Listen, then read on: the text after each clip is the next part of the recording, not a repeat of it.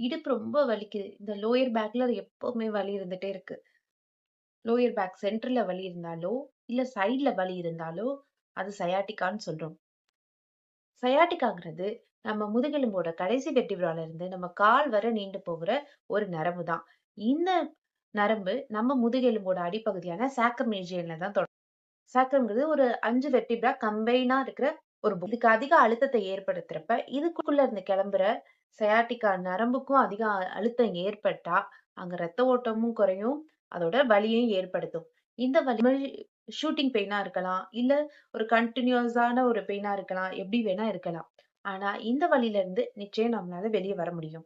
ஒரு 30 வயசுக்கு மேல இருக்க ஆண்கள் பெண்கள் இருபாலருக்குமே வரக்கூடியதுதான். இதுல பெண்களுக்கு அதிகமாவே வரும். காரணம் நம்மளோட உடம்போட நடுப்பகுதியில அதிக அளவு வெயிட் சேர்றதுனால. ஒரு சடன் வெயிட் இன்க்ரீஸ் நம்ம பேக்ல ஒரு கம்ப்ரஷன் ஏற்படுத்தும். அதுவே பெயின் காரணமா இருக்குது. சயாட்டிகா பெயின் வர்றதுக்கு முக்கியமான 5 காரணம் பார்க்கலாம்.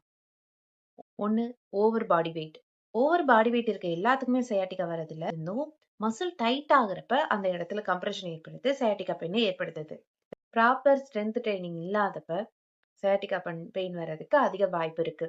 3, சடனா ஏதாவது வெயிட் லிஃப்ட்னால பேக்ல இன்ஜுரியா ஏற்படுறதுக்கு அதிக வாய்ப்பு. நம்ம தூங்குறப்ப நம்ம பெட் அதிக அளவு குஷனோட இருக்கிறப்ப நம்ம பேக் போனோட ஸ்ட்ரக்சரே மாறுது. சோ அதனாலயும் சயாட்டிகா பெயின் வருது.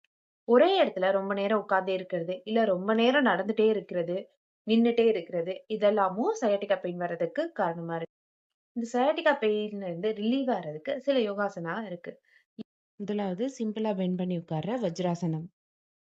அடுத்து பீஜியன் போஸ். இது சயாட்டிக்கா நரம்ப நல்ல கீழ் நோக்கி ஸ்ட்ரெச் பண்ணிவிடும். 2 சைடுமே செய்யலாம். அடுத்து கேட் அண்ட் கவ் போஸ். இது நரம்ப சுத்தி இருக்கிற மசில்ஸை நல்லா ரிலாக்ஸ் பண்ணிவிடும். அடுத்து சைல்டு போஸ்.